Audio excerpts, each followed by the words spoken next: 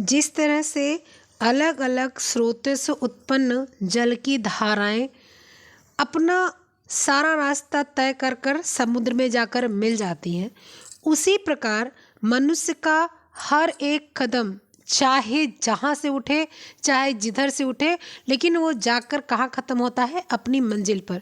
अब वो मनुष्य के दिमाग पर तय करता है कि उसने अपनी मंजिल बना कैसी रखी है, जिससे वो अमर होगा या जिससे वो विलुप्त हो जाएगा। हेलो हाय, सफलता विद अपर्णा में आपका स्वागत है। कैसे हैं आप लोग, बताइएगा। उम्मीद करती हूँ सब लोग अच्छे होंगे और पढ़ाई कर रहे होंगे। पढ़ाई में बिल्कुल कमी मत लाइएगा, क्योंकि एग्ज़ाम चाहे जब हो, आपको बहुत अच्छा टाइम मिला है कि आप अगर दोबारा से अपनी बुक को पढ़ना चाहते हैं, नहीं पढ़ रखा है, शादी पड़ गई थी अपनी भाई की, दीदी की, किसी की, या तबीयत ख़राब हो गई थी, या कोई भी समस्या आ गई थी, आपने पहले नहीं पढ़ा था, तो देवी जी की कृपा से आपको मौका मिला है। आप दोबारा से अपनी बुक उठाइए। वस्त्र विज्ञान, प्रसार शिक्षा, home management, child development, physiology, सारी चीज़ें बुक आप उठाइए और आप पढ़ना शुरू कर दीजिए। और टेक्सटाइल, वस्त्र विज्ञान, टेक्सटाइल आपका, इसके पहले भी हम लोगों ने न्यूट्रिशन शुरू किया था, पोषण विज्ञान ख़त्म किया यूथ का। तो आप ये सारी बुक उठाइए और शुरू कर दीजिए पढ़ना। कठिन बिल्कुल नहीं है, एक दिन में 3-4 चैप्टर आराम से हो जाता है। तो आपको मौका मिला है अपना एक सीट तय करने का। कोई फ़र्क नहीं पड़ता कितनी सीटें हैं, हमको तो एक ही सीट चाहिए। हम तो 4 सीट पे तो काम नहीं करेंगे। एक पे एक हाथ रखेंगे, एक पे एक हाथ, एक पे एक पैर, एक पैर, तो एक सीट के लिए लग जाइए। 125 नंबर के प्रश्न आएंगे, 125 प्रश्न आएंगे। 125 प्रश्न में 115 प्रश्न आपको 10-15 प्रश्न करीब सही करने हैं। अब आपके पास 500 लोग हों या 5 लाख लोग हों, कोई फ़र्क नहीं पड़ता। ठीक है, ये दिमाग में बैठा के रखिए कि 125 क्वेश्चन में कम से कम आपको 110 क्वेश्चन सॉल्व करना है। उसके बाद डिपेंड करता है कि मेरिट कहाँ जाती क्या है। मेरिट से आप लोगों को कोई लेना देना नहीं है। चलिए फिर शुरू करते हैं, बातें बहुत हो गई। हम लोग आज यूथ प्रैक्टिस सेट 39 शुरू करेंगे, और 39 का क्या है, ऊन है। क्या है, ऊन, ऊल, ऊल। तो आज हम लोग ऊन चैप्टर पढ़ेंगे। ऊल या ऊन एक ही चीज़ है। ऊन को कैसे प्रोसीजर है, क्या तैयारी है, क्या उसकी कपड़े के बनाने की प्रोसीजर है, कहाँ से है, क्या है, सब है। बहुत कठिन क्वेश्चंस नहीं है, लेकिन उसको हम लोग तैयार करेंगे। आइए देखते हैं, शुरू करते हैं और श्री गणेश करते हैं। चलिए, क्वेश्चन नंबर 1 आपका आ गया आपके स्क्रीन पर। तागे को साफ करने के लिए मार्जन का इस्तेमाल किया जाता है। मार्जन का, तागे को साफ करने के लिए मार्जन का इस्तेमाल किया जाता है। मार्जन मतलब आपको जो चिकनाई वगैरह साफ करने के लिए, गंदगी वगैरह साफ करने के लिए उपयोग किया जाता है। ठीक है, जिन्हें साफ करना आवश्यक होता है वही। जैसे ऊन है, बकरी है, आपका भेड़ है। चलो बकरी भेड़ छोड़ो, सबके पास बकरी भेड़ तो नहीं है, लेकिन मतलब सब गांव से अटैच हैं। कोई शहर में आके बस गया है, गांव में कहीं भी, तो आपने गाय देखा होगा, भैंस देखा होगा, तो जिसके पास बकरी होगी देखा होगा। तो आप जब कभी फेरिए हाथ उस पर, गाय भैंस बकरी पर, कभी तो हाथ गंदा हो जाता है, फिर आपका ऐसे हाथ झाड़ने से साफ़ नहीं होता, आपको उसको साबुन से धुलना पड़ता है। तो वही चीज़ें जब भेड़ से ऊन उतारी जाती है ना, तो वो सारी गंदगी लगी रहती है। उन गंदगियों को हम लोग साफ़ करते, किससे साफ़ करते हैं, मार्जन से। अपमार्जक कहते हैं उसको, मार्जन से हम लोग साफ़ करते हैं। सूत को साफ़ करते हैं, या रेशम को साफ़ करते हैं, लिलन को साफ़ करते हैं, ऊन को। तो रेशम का गोद उतारते हैं अपमार्जक से नहीं। आपका सूत, कॉटन को साफ़ करने के लिए अपमार्जक, उसकी गिनिंग की प्रक्रिया होती है, गिनिंग करते हैं, फिर रेटिंग करते हैं, उसमें अपना धूल मिट्टी और वो पत्ती सत्ती निकाल के बाहर कर देते हैं। Linen same thing. और ऊन, तो ऊन में अपमार्जक का प्रयोग किया जाता है ताकि उसकी गंदगी, तेल, ग्रीस, जो भी उसके चमड़े के, उसके बाल के ऊपर लगा हुआ है, या उसके जो पैरासाइट्स वगैरह भी हैं, वो सारे निकल जाएं। ठीक है, तो ऑप्शन नंबर डी बिल्कुल करेक्ट है। नेक्स्ट क्वेश्चन क्या है, ये देखते हैं। अल्पाका रेशा की व्युत्पत्ति किस बकरी से होती है, मतलब सॉरी, किससे होती है अल्पाका रेशा। तो अल्पाका आप सबको पता है कि मैंने पढ़ाया है ऊन बहुत अच्छे से, सारी फ़ोटो आपको मैंने दिखाई, बहुत प्यारी प्यारी मैंने फ़ोटो भी लगा रखी है। आप अगर वहाँ पर जाएंगे तो आप देखेंगे, आप इसको देखने के बाद वहाँ पर ज़रूर जाइएगा। तो अल्पाका मुख्यतः ये पेरू प्रदेश का है। अल्पाका कहाँ से मिलता है? पेरू से। अल्पाका कहाँ का है? पेरू का, पेरू प्रदेश से है। यह जानवर लामा के समान दिखाई देता है। किसके समान? लामा के समान ये दिखाई देता है। ठीक है, कौन सा? अल्पाका। ध्यान से देखिएगा और ध्यान से समझिएगा। लामा के समान दिखाई देता है और लेकिन ये थोड़ा छोटा होता है। इसके बाल लंबे, इसके बाल कैसे होते हैं? लंबे होते हैं, कोमल होते हैं। कोमल, ये लंबा है मैंने ऐसे लाइन खींच दिया ना। लंबा, कोमल होता है, ठीक है, और घना होता है। इनके बालों से प्राप्त रेशा जो होता है उसकी लंबाई कितनी होती? करीब 10 से 12 इंच इसके बालों की लंबाई होती है। इनसे क्या रोएदार वस्त्र व कोट बनाए जाते हैं। किससे? अल्पाका से। अल्पाका क्या है? ये एक प्रकार की भेड़ है, लेकिन क्या कहा जाए, ये ना तो भेड़ लगता है, ना तो ये जो है आपका लामा जैसा है, ना तो ये आपका ऊंट जैसा है, तो इसलिए इसको भेड़ के ही श्रेणी में रखते हैं। ऊंट के और बकरी के और खरगोश की श्रेणी में तो बिल्कुल नहीं रखते, ठीक है, तो ऊंट की श्रेणी में रखेंगे। पेरू का है और लामा के समान होता है, लंबा और कोमल बाल होता है और 10 से 12 इंच का इसका बाल का लंबाई होता है। नेक्स्ट क्वेश्चन आइए देख लेते हैं। मेडुला की उपस्थित किसकी विशेषता है? सूती रेशा, नायलॉन रेशा, ऊनी रेशा, सिल्क रेशा। देखिए क्या है, ऊन में 3 लेयर होती, कौन सी? ये देखिए, एक ब्राउन कलर आपको दिख रहा है, एक पिंक कलर दिख रहा है और एक ये ब्राउन, हल्का ब्राउन दिख रहा है। तो जो ये गाढ़ा ब्राउन है ये आपका क्या होता है? कॉर्टेक्स होता है, ठीक है। ये जो गाढ़ा ब्राउन, ये पिंक कलर है जो, वो क्या है? कॉर्टेक्स है। ये आपका क्या है? क्यूटिकल है। आप कभी भी अपने बाल को देखिए तो आप अगर बाल को छुएंगे, किसी का बाल बहुत सॉफ्ट होगा, किसी का बाल बहुत हार्ड होगा, हार्श होगा। तो जब आप बाल को टच करते हैं ना, तो जो आप बाल की टचिंग को फील करते हैं ना, वो क्यूटिकल्स को आप फील करते हैं, आप उसका मेडुला को फील नहीं करते। मेडुला तो आपका जब बिल्कुल हेल्दी होता है तो बाल आपका हेल्दी होता है, उसकी लंबाई अच्छे से बढ़ती है, उसमें जो है सॉफ्टनेस है वो अच्छी रहती है। लेकिन जब आप फील करते हैं जो चीज़ ना, बार बार अपना बाल छूते हैं, कभी आपने बाल धुला, बाल बहुत सॉफ्ट है, बाल छूते हैं, बार बार छूते हैं, तो जो फील करते हैं ना छू कर, जिस चीज़ को छू कर जो चीज़ आप छूते हैं वो क्यूटिकल्स होता है। इसके बाद उसके अंदर कॉर्टेक्स, जब बाल फट जाता है तो बाल को 2 मुहा 3 मुहा ऐसे बोलते हैं, स्प्लिट एंड बोलते हैं, ये सारी चीज़ें बोलते हैं ना, तो बाल कई भाग में बट जाते हैं। तो क्या होता है, वो जो है बाल आपके कट जाते हैं, फट जाते हैं। तो जब कटते फटते हैं दिखता नहीं, क्योंकि बाल तो बहुत छोटा पतला सा होता है, एकदम से पतला सा। तो जो उसका सेकंड लेयर होता है तो वो ये होता है, क्या होता है? वो कॉर्टेक्स। और जो ये थर्ड लेयर होता है क्या है? मेडुला। अब मैं बाल कह रही हूँ तो बाल क्या है? बाल है ऊन। आखिर ऊन बाल ही तो है, ऊन तो बाल ही है। तो बाल में यही चीज़, चाहे वो हमारे बाल हो, चाहे वो आपके बाल हो, चाहे वो गाय के बाल हो, भैंस के बाल हो, बकरी के बाल हो, खरगोश के बाल हो, भेड़ के बाल हो, बस अंतर इतना है, किसी का सॉफ्ट हो सकता है, किसी का हार्श हो सकता है। जैसे हम ही आप हैं, हमारा बाल मान लीजिए कड़ा है, आपका बाल हो सकता है बहुत ही मुलायम हो, ठीक है। तो ये चीज़ें हैं। तो ऊन में ही क्या होता है? मेडुला होता है। और क्वेश्चन यहाँ पर देखिए क्या पूछे हुए हैं, क्वेश्चन यहाँ पर क्या पूछा हुआ है, देखिए। मेडुला की उपस्थिति किसकी विशेषता होती है? तो मेडुला की उपस्थिति आपके ऊनी रेशे की होती है, ठीक है। नायलॉन आपका बनावटी है, सिल्क आपका उसमें मेडुला नहीं होता, सूती रेशे में मेडुला नहीं होता। नेक्स्ट क्वेश्चन क्या है आपका?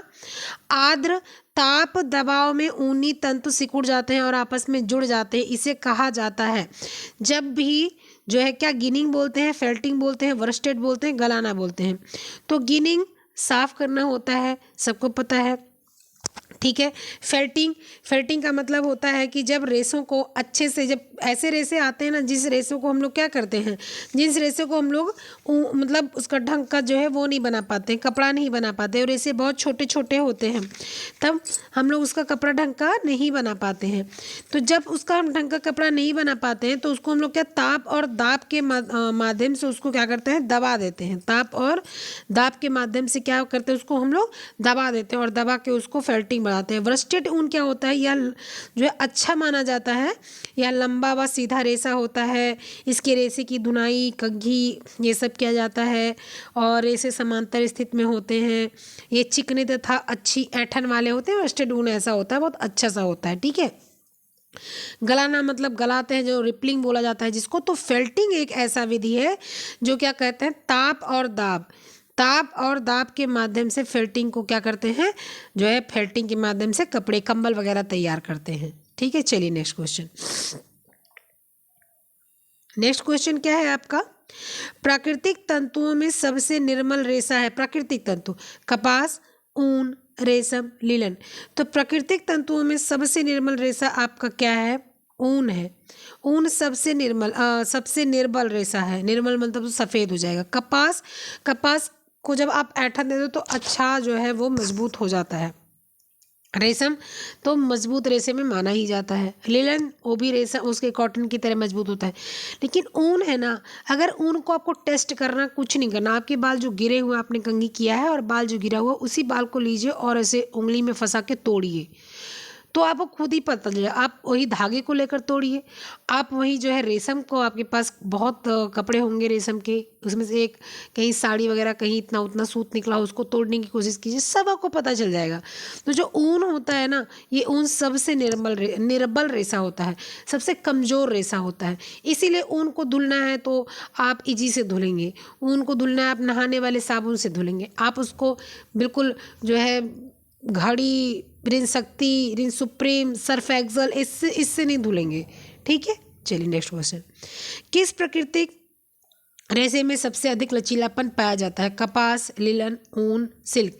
तो प्राकृतिक रेशा जो होता है उसमें सबसे ज़्यादा लचीलापन ऊन में होता है। कपास में बिल्कुल नहीं होता, लिनन में बिल्कुल नहीं होता और सिल्क में होता है, लेकिन ऊन इतना नहीं होता है। अच्छा, ये ऊन ऐसे होता है ना, इलास्टिकसिटी टाइप का होता है। आप पतले हो तो भी पहन लो, अगर आप पतली हो आप पहन लो। अगर मम्मी थोड़ा सा आपकी स्वस्थ है तो अगर आपका वो स्वेटर पहनना चाहती हैं तो आप मम्मी को दे दोगे तो आपकी मम्मी उसको पहन सकती हैं, ठीक है। अगर अच्छा ऊन होगा तो दोबारा से वो अपना शेप ले लेगा। अगर ऊन में मिलावट होगा तो थोड़ा फैल जाएगा, फिर 2-3 बार के बाद बोलना पड़ेगा मम्मी इसको आप ही पहन लीजिए। लेकिन अगर अच्छा ऊन होगा तो मम्मी आपकी, अगर मान लीजिए कभी भी उनका स्वेटर नहीं मिल रहा है, आपका स्वेटर अच्छा है, वो बाहर गई हैं तो कहीं चला मैं पहन लूँ, तो फिर आप दोबारा उसको पहन सकती। क्यों? क्योंकि जो है अधिक लचीलापन पाया जाता है किसमें, ऊन में। नेक्स्ट क्वेश्चन आइए क्या है देखते हैं। ऊन से निर्मित चमकीला वस्त्र जो लामा पेस्को के ऊन से बनता है। अल्पाका, वकल, कैनवास और कैल्को। तो ऊन का चमकीला वस्त्र जो लामा पेस्को के ऊन से बनता है, ऊन का चमकीला वस्त्र, ठीक है। तो लामा जो होता है वो, सबसे पहले तो लामा के बारे में थोड़ा सा जानकारी हम लोग लेंगे। लामा जो होता है ऊँट की प्रजाति का होता है। किसकी? ऊँट की प्रजाति का होता है, ठीक है। इसके बालों में 2 परत होती है। बालों में 2 परत होती है। इसको नोट करेंगे तभी समझ में आएगा, अगर स्क्रीनशॉट लेंगे तो समझ नहीं आएगा क्योंकि मैं बहुत शॉर्टकट फॉर्म में लिख रही हूँ। और ऊपरी परत के बाल लंबे, घने, भारी और मोटे होते हैं और नीचे परत के बाल क्या होते हैं, मुलायम, कोमल और बारीक होते हैं। इसके बालों में रेशम के समान चमक पाई जाती है। कैसे? चमक जो होती है इसके बालों में वो रेशम के समान पाई जाती है, मतलब बहुत चमक पाई जाती है।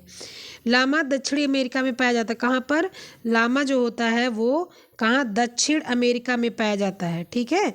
दक्षिण अमेरिका में पाया जाता है। इसको नोट करिएगा, ठीक है। इसको अगर आपने नहीं अभी तक कहीं पढ़ा होगा तो इसको नोट करिएगा, स्क्रीनशॉट मत लीजिएगा। यह जानवर बालों के साथ साथ सामान ढोने के लिए भी प्रसिद्ध है, ठीक है। तो अब इसको हम लोगों ने इतना देखा, अब इसको थोड़ा सा समझिए। ऊन से निर्मित चमकीला वस्त्र जो लामा पेस्को के ऊन से बनता है वो कैलिको बनता है। कैलिको जो होता है वो बहुत अच्छा है। अल्पाका, कैनवास ऊन से नहीं बनता, मतलब ऊन का थोड़ा रेशा मिलाया जाता है और इसमें ज़्यादातर जो है ऊनी ही रेशा रहता है, लेकिन वो मतलब ऐसे फेल्टिंग वाला ऊन होता है अधिकतर कैनवास में। कैलिको तो आपका अल्पाका हो गया और लामा हो गया और वकल, तो आपका क्या हो जाएगा जो है आपका कैलिको। चमकीला वस्त्र जो लामा पेस्को की ऊन से बनता है वो है क्या? कैलिको। नेक्स्ट क्वेश्चन आइए देख लेते हैं क्या है। रेशों को पानी में भिगोने पर इनकी मजबूती कम हो जाती है। सूती, ऊनी, लिनन, रेशमी। तो एक्चुअली तो सबकी कमी हो जाती है, सब खराब होता है। आपको सूती को, अगर आप वॉशिंग मशीन में कपड़ा धुलने वाले व्यक्ति हैं, सवेरे कपड़ा गर्मी में भिगा दीजिए, पूरा दिन भिगा करके पूरी रात, और दूसरे दिन जब आप धुलेंगे तो ऐसा अगर आप 10 बार कर देंगे कपड़ा तो 11वें बार जब आप धुलेंगे तो फट जाएगा। वही चीज़ लिनन के साथ है और रेशम के साथ भी वही चीज़ है, ठीक है। रेशम तो हो सकता है ना भी खराब हो, लेकिन ये सारे खराब हो जाते हैं। सबसे ज़्यादा असर पड़ता है किसको? ऊनी को। क्यों? क्योंकि ये 30% कमी खो देता है ना, अपनी 30% मजबूती को डाउन कर देता है जब ये गीला होता है तो, ठीक है। क्योंकि 30% और आपने पानी को सोखता है। अब इसको जब पानी को सुखाते ना, इसीलिए इसको बोला जाता है लटका के नहीं सुखाना चाहिए। क्यों? क्योंकि ये नाजुक हो चुका होता है। अगर आप लटका के सुखाते हैं तो उसके जो ऐठन से तैयार किए गए हैं सूत को, फिर उससे बुनाई की गई है, तो वो टूट सकता है, ख़राब हो सकता है, फैल सकता है। भाई फैल जाएगा तो दोबारा वो जो है जब वो गीले पे फैलेगा तो सूखने पे वो सीधा नहीं हो पाएगा, वो फिर फैला ही रहेगा। तो क्या हो जाता है? ये ऊनी हो जाएगा। ये मजबूती अपनी कितनी? करीब 30%, लगभग 30%, 25 से 30% हो सकता है, लेकिन आप अधिकतर 30% होता है। ऑप्शन नंबर, क्वेश्चन नंबर आइए देखते हैं, कौन सा? ये ऊन से थोड़ा सा धुंधला है, कोई नहीं, मैं बोल रही हूँ, सुनिएगा। ऊन में से गंदगी निकालने के लिए क्या प्रयोग किया जाता है? स्काउरिंग की जाती है, सिंजिंग की जाती है, मर्सराइजिंग, टेंटरिंग। तो स्काउरिंग जो होता है वो सफाई करने का कार्य करता है, वो गंदगी निकाली जाती है अपमार्जक वगैरह के माध्यम से, गंदगी ऊन को साफ करके, साफ ऑफ करके उसके बाद तैयार किया जाता है।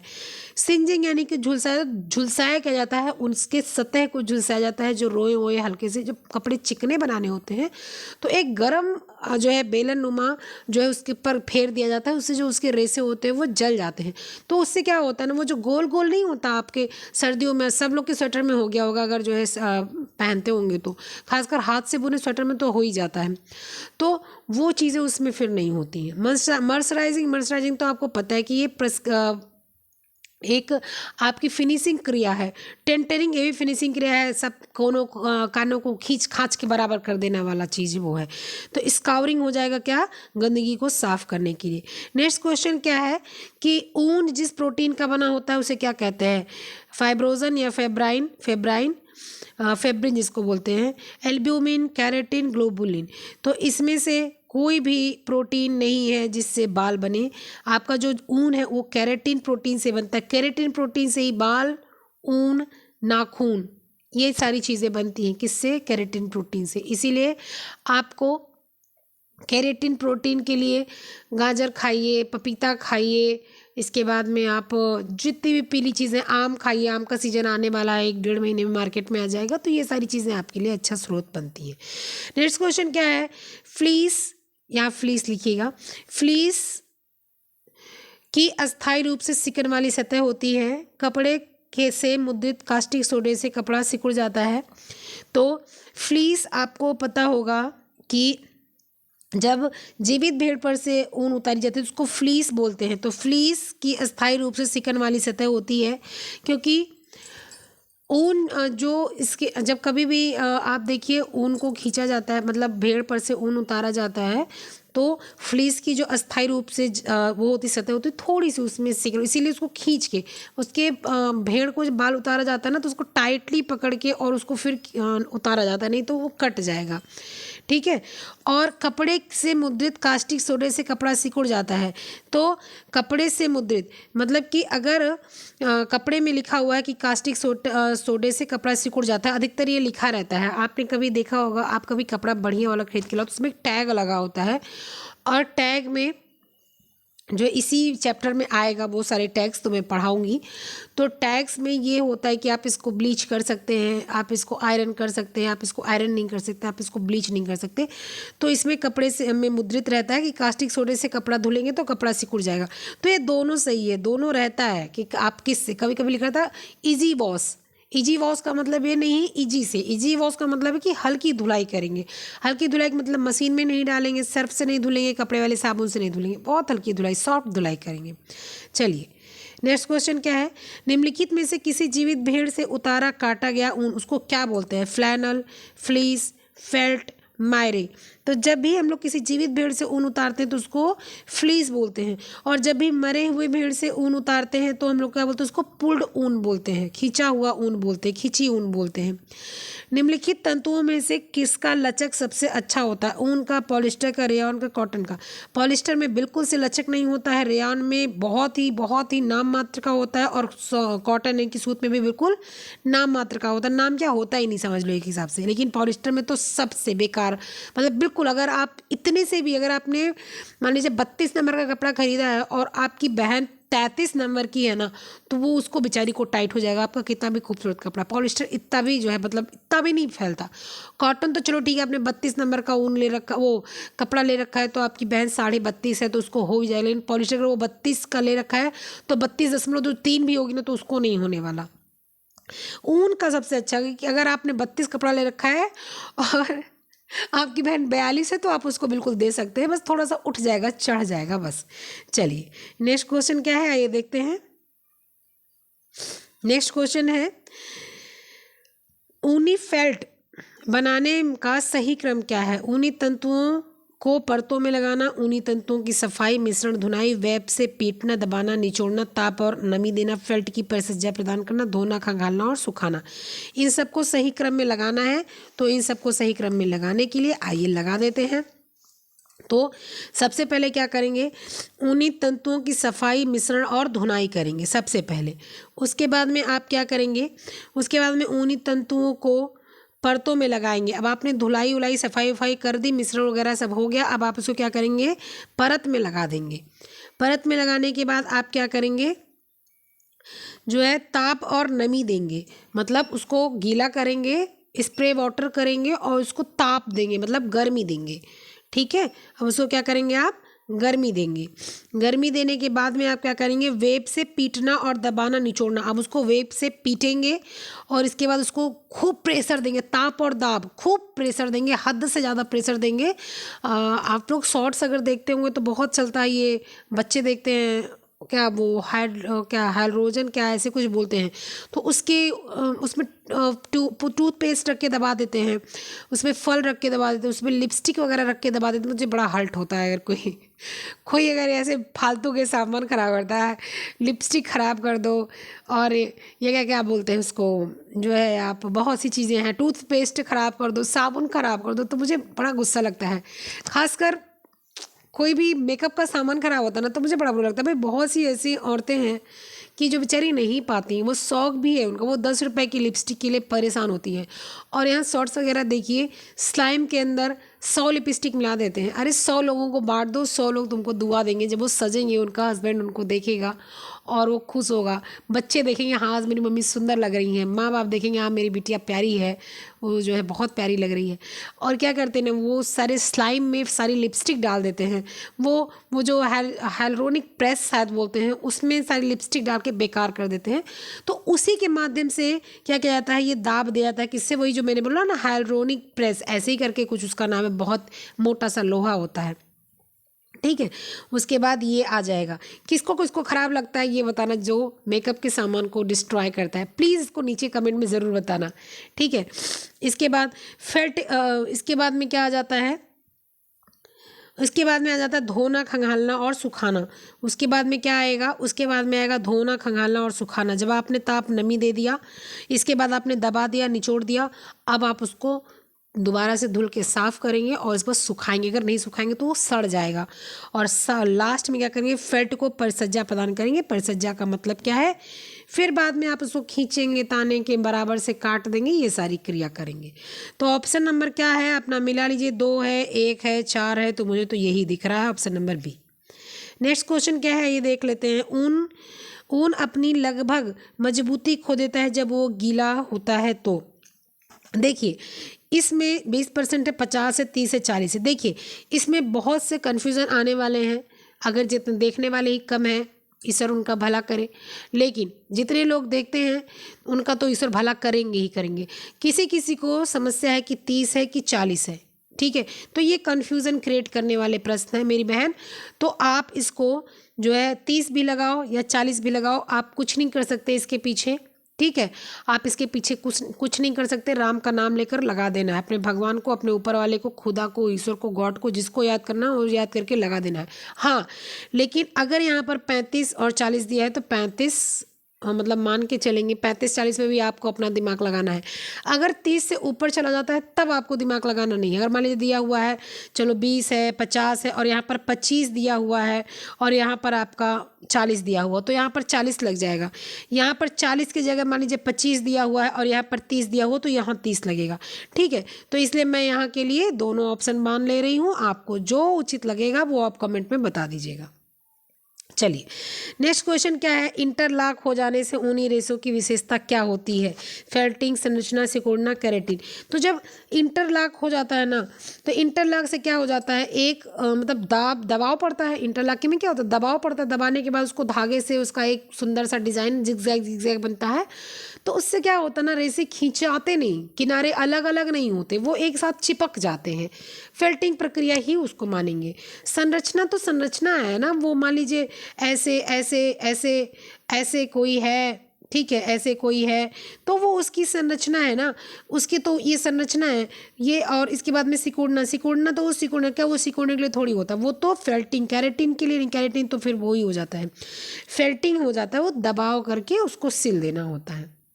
नेक्स्ट क्वेश्चन क्या है, अभिकथन है कि ऊनी वस्त्र धोते समय गूंथने व दबाने का तरीका प्रयोग करते हैं। ऊनी वस्त्र धोते समय गूंथने का और दबाने का तरीका प्रयोग करते हैं, ठीक है। और ऊन की स्केली रचना रगड़ के दौरान फेल्टिंग उत्पन्न करती है, फेल्टिंग उत्पन्न करती है, ठीक है।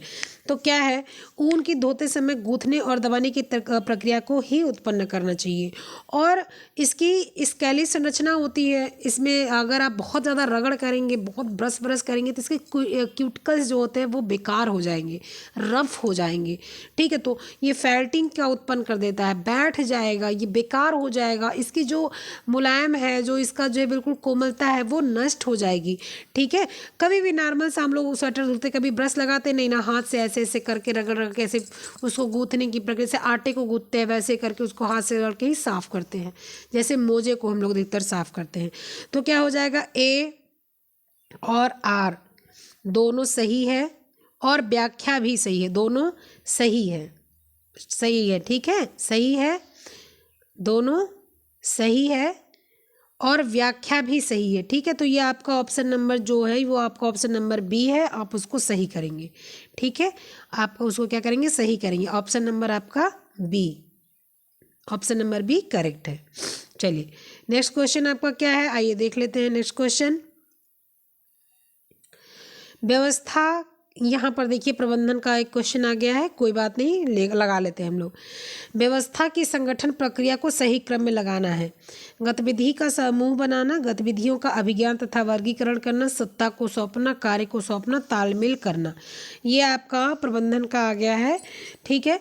तो व्यवस्थापन का संगठन सबको पता होगा, सबसे पहले क्या किया जाता है, सबसे पहले गतिविधि जो होती है उसको ध्यान दिया जाता है, उसका ज्ञान लिया जाता है, उसको समझा जाता है कि क्या गतिविधि करनी है। तो क्या हो जाता है, गतिविधि का ज्ञान अभिज्ञान करेंगे तथा उसको बांटेंगे, ठीक है। उसके बाद गतिविधि का क्या करेंगे, समूह बनाएंगे। अब आपने वर्गीकरण किया है, तो वर्गीकरण किया है तो किसको कितने दूर में, जैसे मान लीजिए 5 लोग कुछ करने वाले 5 लोग, या 5 काम इनके ऐसा है, 5 काम ऐसा है, तो आपने उसको वर्गीकरण कर दिया। वर्गीकरण के बाद में आपने उसका ग्रुप बना दिया है, ये 5 काम आपका है या ये 5 लोगों के अंडर में ये चीज़ है, तो उसको क्या करेंगे हम लोग, ग्रुप बना देंगे। फिर उसके बाद में क्या आ जाएगा, अब उस जो समूह बनाया हुआ है उसको हम लोग क्या कर देंगे, कार्य सौंप देंगे, ठीक है। और कार्य सौंपने के बाद अब उसको हम लोग सत्ता सौंप देंगे। सत्ता मतलब क्या है कि भाई देखिए, कार्य ये है, आपके ग्रुप का कार्य है और इसमें आप एक फला आदमी लीडर है और ये लीडर क्या करेगा, सबको संभालेगा। तो हमने उसको क्या कर दिया, सत्ता सौंप दिया। और फिर तालमेल बैठा देंगे, तालमेल कर देंगे, भाई देखिए आप अब ऐसे ऐसे हो गया सारा काम, अब आप लोग काम कीजिए, वो हो गया तालमेल बिठाना, तालमेल हम लोग बिठा देंगे। क्या आ जाएगा ऑप्शन आपका BADCE, यानी कि ऑप्शन नंबर ए बिल्कुल करेक्ट है। नेक्स्ट क्वेश्चन में आ जाते हैं। ऊन के उत्पादन को सही क्रम में लगाना है, काटना, धुनना, कहीं करना, कार्बोनाइजिंग और श्रेणी में रखना। तो ऊन के उत्पादन को हम लोग करेंगे। आइए, तो सबसे पहले क्या करेंगे, शेयरिंग। पहले क्या करेंगे, काटेंगे ही तो भेड़ से, अल्पाका से, मैरिनो से, आपके मेमने से, आपके अंगोरा से, किसी से भी सबसे पहले क्या करेंगे, हम लोग ऊन को काटेंगे। ठीक है, सबसे पहले ऊन को क्या करेंगे, काटेंगे। काटने के बाद उसको श्रेणीबद्ध करेंगे, यानी कि उसका हम लोग क्या करेंगे, ग्रेडिंग करेंगे कि कौन सा ऊन अच्छा है। आपको पता है 4 श्रेणी का ऊन होता है, पहला, दूसरा, तीसरा, चौथा। तो हम लोग करेंगे भाई, पहले स्तर का ऊन ये है, दूसरे स्तर का ऊन ये है, तीसरे स्तर का ऊन है, चौथे स्तर का ऊन ये है। श्रेणीबद्ध करेंगे। श्रेणीबद्ध करने के बाद में कार्बोनाइजिंग करेंगे। श्रेणीबद्ध करने के बाद में कार्बोनाइजिंग करेंगे। कार्बोनाइजिंग करने के बाद में इसकी धुनाई होगी। धुनाई करके इसको क्या करेंगे, फ्लफ़ी बनाएंगे। फ्लफ़ी बनाने का मतलब इसको साफ सूफ करेंगे, इसको जो है फ्लफ़ी बनाएंगे, इसको बढ़िया से, इसका सारा चीज़ें गंदगी होगी, धूल मिट्टी को साफ करने का काम हो जाता है धुनाई करके। और धुनाई करने के बाद क्या हो जाता है, फ्लफ़ी हो जाता है। और इसके बाद में लास्ट में क्या करेंगे, इसका कॉम्बिंग करेंगे। कॉम्बिंग करेंगे के बाद पोनी बनाएंगे। पोनी बनाने के बाद कताई करने की प्रक्रिया को चालू करेंगे। तो क्या करेंगे, पोनी बनाएंगे। AED BC, option number C बिल्कुल करेक्ट है। नेक्स्ट क्वेश्चन में चलते हैं। नेक्स्ट क्वेश्चन आ गया, सूची 1 में दिए गए हैं, सूची 2 में मिलान करना। खींची हुई ऊन किसे कहते हैं, पवित्र ऊन, किसी को वर्जिन ऊन बोलते हैं, वर्जिन। और उसके बाद में तीसरा है पुनर्चक्रण ऊन, कटी हुई ऊन, और कटी हुई ऊन लाई। दूसरे रो में है जिंदा पालतू जानवर, बिना प्रयोग में आया माल, और मरे हुए जानवर, ताजी बिना उपयोग की हुई ऊन, और मेमना। तो खींची हुई ऊन किसको बोलते हैं, सबको पता है खींची हुई ऊन किसको कहते हैं, पुर्ड ऊन। अभी मैंने कुछ देर बताया था, कुछ देर पहले, कि जो जानवर मर जाते हैं उनको क्या बोलते हैं, खींची हुई ऊन हम लोग बोलते हैं। ठीक है, पवित्र ऊन, वर्जिन। तो वर्जिन हम लोगों को कहाँ से मिलेगा, मेमने से ही तो मिलेगा। वर्जिन ऊन हम लोग को किससे मिलेगा है, वर्जिन ऊन हम लोग को किससे मिलेगा, जो है ताजी बिना उपयोग में लाई हुई ऊन होगी। अब मेमना इसलिए यहाँ पर नहीं करेंगे क्योंकि यहाँ पर देखिए क्या लिखा हुआ, ताजी बिना उपयोग में लाई हुई ऊन। अगर यहाँ पर ये चीज़ें, ये वाला ऑप्शन ना होता तब मेमना हम लोग मान लेते। अभी तो फिलहाल ये ऑप्शन है तो हम लोग इसी को कर लेंगे। ठीक है, इसके बाद पुनर्चक्रण। पुनर्चक्रण मतलब एक बार उपयोग कर लिया है, अब दोबारा उसके बाल उग गए हैं तो दोबारा उसको हम लोग उपयोग करेंगे। उसको क्या किया जाता है कि पुनः चक्रण ऊन की जो है वो बिना प्रयोग में आया हुआ माल, मतलब कि एक बार जो है उसको हम लोगों ने क्या किया कि एक बार उसको हम लोगों ने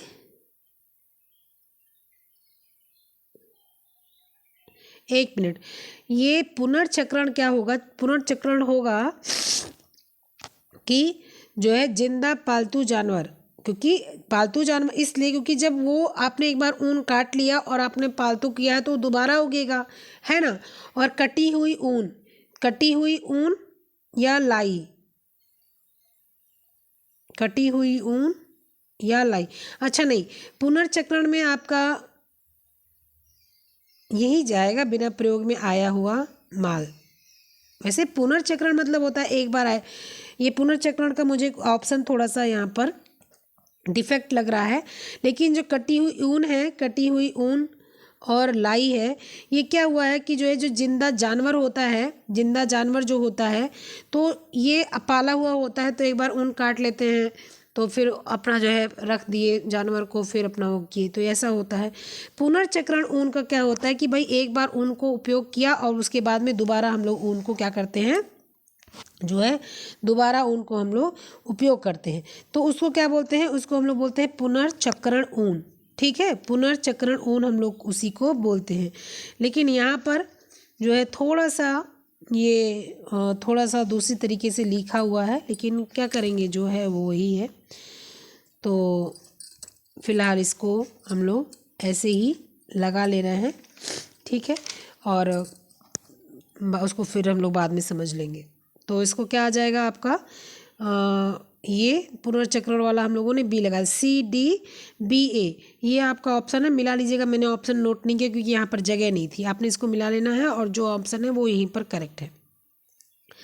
नेक्स्ट क्वेश्चन है आपका क्या, निम्न ऊन के विनिर्माण तथा प्रोसेसिंग का अनुक्रम बताना है। ऊन का निर्माण और प्रोसेसिंग अनुक्रम। तो आइए बताते हैं। लैप निर्माण, टॉप्स व नाइल्स को अलग करना, तंतुओं का श्रेणी करना, कार्बोनाइजिंग, स्कोरिंग और धोना तथा तेल लगाना।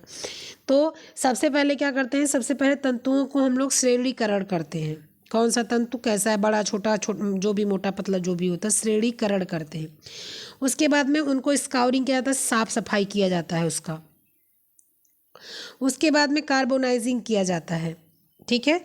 उसके बाद में क्या किया जाता है, उनका कार्बोनाइजिंग किया जाता है। कार्बोनाइजिंग मतलब होता है कि धुलाई करने पर गंदगी धूल आदि दूर हो जाती है, फिर भी उसमें कुछ वनस्पति अशुद्धियाँ रह जाती हैं, तो इन अशुद्धियों को हटाने के लिए कार्बोनाइजिंग प्रक्रिया की जाती है, जो हाइड्रोलिक एसिड के द्वारा इसको डुबोया जाता है, डुबाकर इसको साफ किया जाता है, तो उसी को क्या बोलते हैं, कार्बोनाइजिंग बोलते हैं। कार्बोनाइजिंग के बाद में क्या हो जाएगा, कार्बोनाइजिंग के बाद में आपका धोना और तेल लगाना। कार्बोनाइजिंग के बाद में धोना और तेल, कार्बोनाइजिंग हो गया। अब कार्बोनाइजिंग के बाद में क्या करेंगे, उसको दोबारा से धुल उल कर और उसको बाद में जो है थोड़ा सा गर्म पानी में डुबोएंगे, फिर ठंडा करेंगे। ठंडा करने के बाद हल्का सा उसमें ऑयलिंग करेंगे। जैतून का तेल या सुअर की चर्बी, ग्लिसरीन, ये सारी चीज़ें लगाई जाती हैं, ताकि जो है जो वो है बाल है, ऊन है, वो इसे गंदा संदा ना रहे, चमकदार बना रहे। ठीक है। उसके बाद में क्या करेंगे, उसके बाद में आपका जो है लैप निर्माण करेंगे। लैप निर्माण मतलब कि क्या हो जाएगा, फिर उसके बाद में हम लोग एक उसकी लैप बनाएंगे। आप उसकी आप चाहे चोटी बना लो, चाहे उसको आप ऐसे बिछा लो। लैप मतलब क्या होता है, लैप मतलब गोंद टाइप का होता है, मतलब लैप को इंग्लिश में गोंद बोलते हैं। तो आप इससे उसको जो है इससे आप मैच कर सकते हो कि लैप मतलब होता है आप फिर उसको बराबर से ऊन को बिछा दिया जाएगा। बिछाने के बाद ही तो देखा जाता है ना कि उसकी पोनी ओनी बनाई जाती है उसको, और लैप निर्माण करेंगे फिर उसका। और लैप निर्माण के बाद में टॉप्स तथा नाइल्स को अलग करेंगे। जब हम लोगों ने लैप निर्माण में बता दूं, ऐसे ऐसे ऊन को ऐसे ऐसे ऐसे ऐसे ऐसे ऐसे ऐसे ऊन को बिछा दिया जाएगा, और उसके बाद टॉप्स और नाइल्स को अलग करेंगे। टॉप्स मतलब और नाइल्स मतलब छोटे बड़े रेशों को क्या करेंगे, अलग। जैसे मान लीजिए ये अलग है और ये छोटे हैं, तो इन सब रेशों को उठा के अलग करेंगे और इन रेशों को उठा के अलग करेंगे। ठीक है। तो क्या आ जाएगा आपका ऑप्शन नंबर तीसरा, पाँचवा, चौथा कहाँ पर है, तीसरा, पाँचवा, चौथा, ऑप्शन नंबर डी बिल्कुल करेक्ट है। उम्मीद करती हूँ सब लोग समझ रहे होंगे। समझ रहे होंगे तो लास्ट तक देखिएगा, लास्ट तक देखेंगे तो लाइक शेयर सब्सक्राइब जरूर करिएगा। ऊनी कपड़े तैयार करने के सही क्रम को बताना है। क्रैबिंग, ब्लीचिंग, कार्बोनाइजिंग, पुलिंग। तो ऊनी कपड़े को सबसे पहले क्या करेंगे, सबसे पहले हम लोग क्या करेंगे कि ऊनी कपड़े तैयार करने के लिए सबसे पहले हम लोग क्या करेंगे, ब्लीचिंग करेंगे। ऊनी कपड़े तैयार करने की बात हो रही, रेशे की बात नहीं हो रही, कपड़े की बात करिए। तो सबसे पहले ब्लीचिंग करके उसको क्या करेंगे, साफ सूफ कर लेंगे। ब्लीचिंग करने के बाद में आप क्या करेंगे, हैं, ऊनी कपड़े की जब बात हो रही है बनाने की, तो उसको हम लोग क्या करेंगे, ठीक है।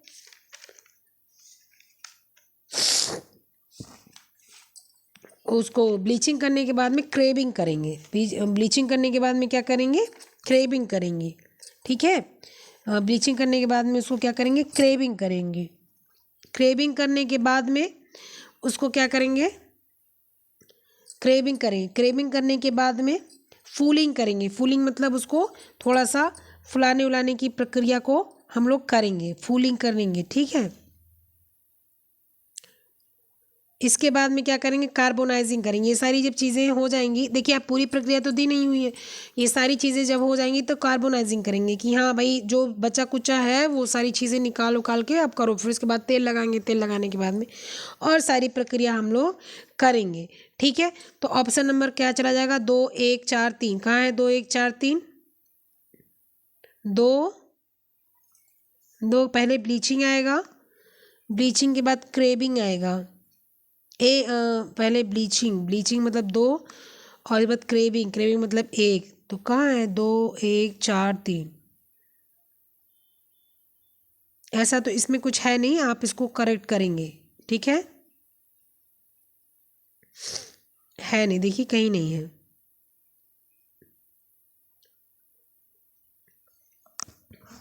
ठीक है। तो इसको आप करेंगे, ये आपका सही हो जाएगा।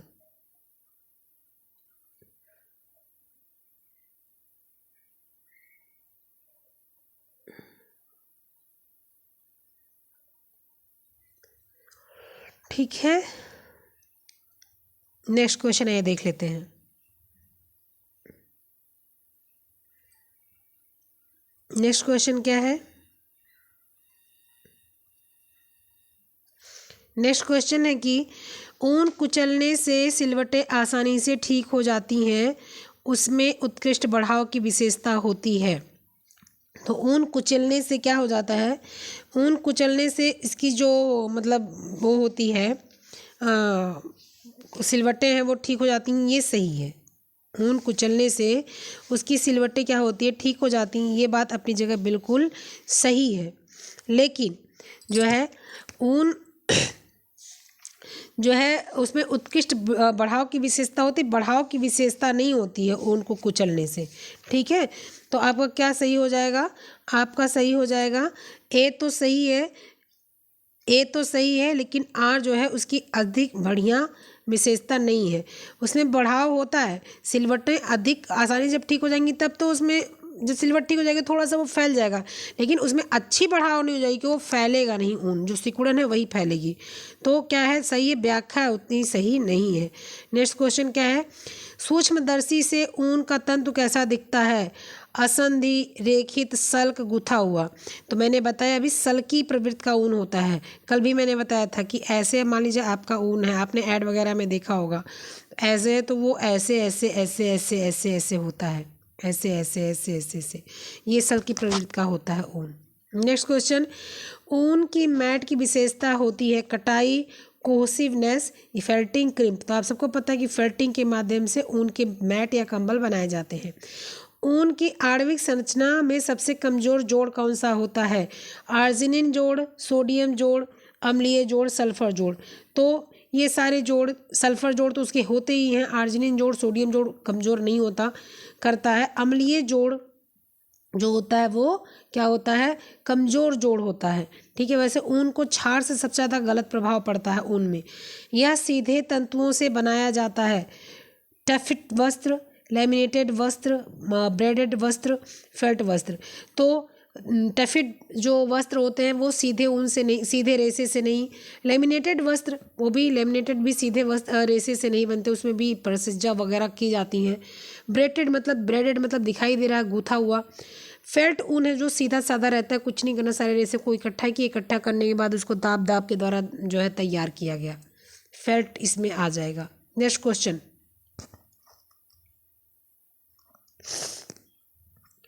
ऊन के तंतु के अणु में उपस्थित सल्फर के परमाणुओं के बीच के बंध का क्या नाम है?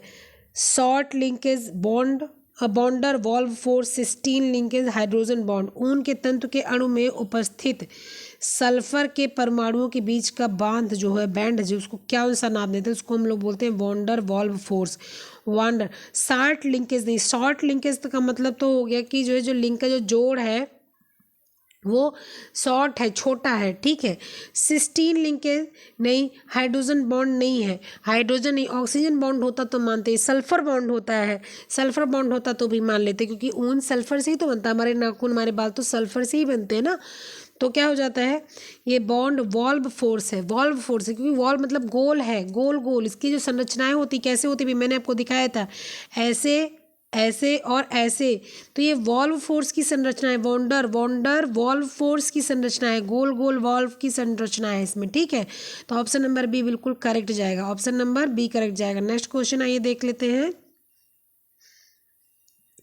ऊनी वस्त्रों में सिलवट प्रतिरोधक का कारण है अच्छा लचीलापन, अच्छी प्रतिस्पंदता, दोनों में से कोई दोनों। तो ऊनी वस्त्रों में सिलवट प्रतिरोधक का कारण है कि दोनों लचीलापन भी होता है, प्रतिस्पंदता मतलब दबाने पे वो फूल जाता है। ए और बी दोनों सही जाएंगे। नेक्स्ट क्वेश्चन क्या है? निम्नलिखित में से किसे जीवित भेड़ से उतारा या काटा जाता है? फ्लैनल, फ्लीस, फेल्ट, मायरे।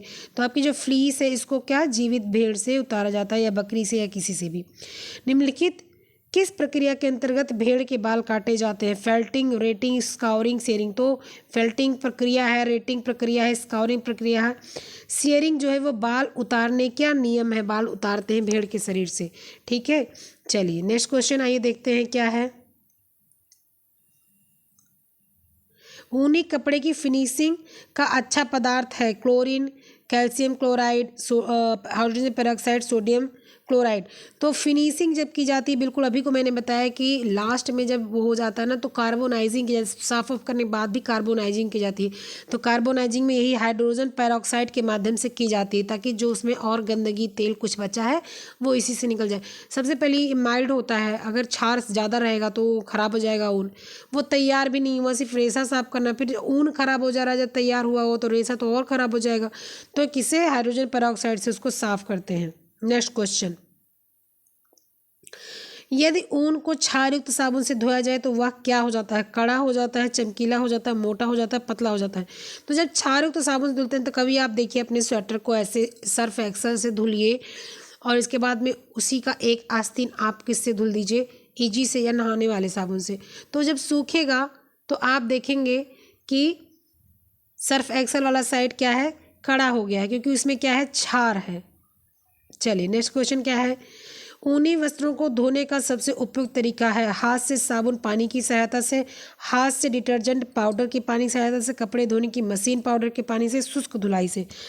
सबसे उपयुक्त तरीका पूछ रहा है, ठीक है।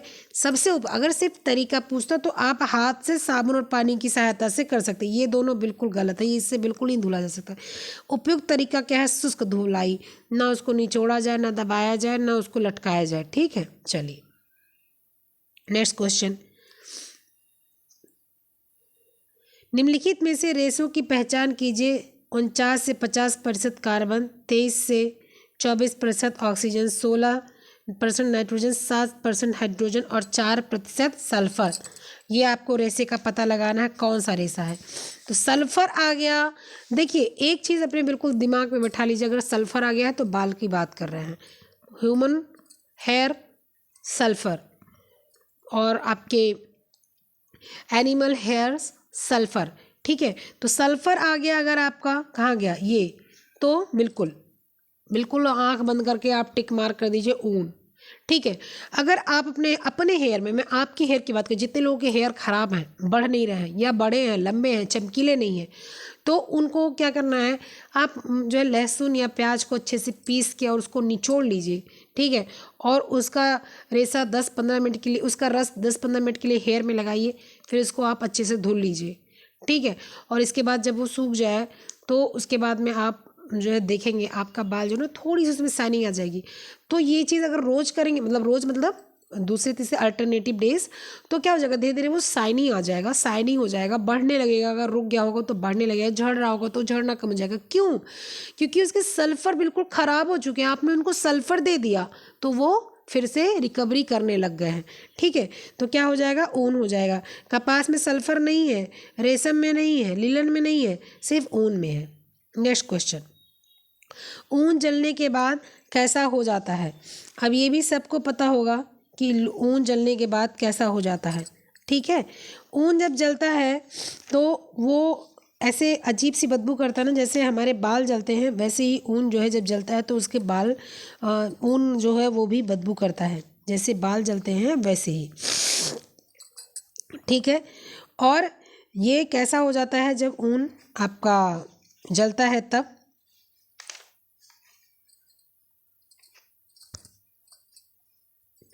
जब ऊन जलता है तो आपका ये बिल्कुल से बाल की तरह बदबू करता है। और इसकी जो राख होती है ऊन की, जो ऊन की राख होती है ना, ये ऐसे थोड़ा सा काले ग्रे कलर का होता है। ऊन की जो राख होती है वो थोड़ी सी काली ग्रे कलर की होती है, ठीक है, ऊन की जो राख। तो ऊन कभी भी आप जलाएंगे देखेंगे तो इसकी जो ऊन जब जलता है ना तो इसके आगे गोल गोल जो वो मतलब एक दाना नहीं बनता। रेशम में क्या होता है, दाना बनता है, रेशम में क्या होता है, दाना बनता है, लेकिन ऊन में क्या होता है ना, ऊन में दाना नहीं बनता है। ऊन में क्या होता है, ऊन में सिर्फ जो है उसके जो है वो ग्रे कलर का, ग्रे कलर की उसकी क्या होती है, जो है एक राख बनती है, ठीक है। तो क्या हो जाएगा, काली भस्म, काली भस्म नहीं, एक मिनट इसको काटिए, ग्रे भस्म, ग्रे भस्म निकलेगा, ठीक है। इसको आप सही कीजिएगा अपने उसमें, क्या है, ऑप्शन नंबर बी ये करेक्ट है, ए नहीं, काली भस्म नहीं है, ठीक है। काली भस्म को मत लाइएगा। अब चलिए नेक्स्ट क्वेश्चन है, ये देखते हैं क्या है। मैरिनो ऊन कहाँ सबसे अच्छा पाया जाता है? यूरोप, जापान, चीन, भारत। मैरिनो ऊन सबसे अच्छा कहाँ पर मिलता है? तो मैरिनो ऊन मैरिनो भेड़ से प्राप्त होता है, ठीक है, या कोमलता, मजबूती, अच्छा मतलब मैरिनो ऊन होता है। और मैरिनो जो मैरिनो जो आपका जानवर होता है ये ऑस्ट्रेलिया में पाया जाता है। मैरिनो कहाँ पाया जाता है? ऑस्ट्रेलिया में पाया जाता है। तो इसके सारे ऑप्शन आप रद्द करोगे और इसको क्या लिखोगे? ऑस्ट्रेलिया, ठीक है, ऑस्ट्रेलिया।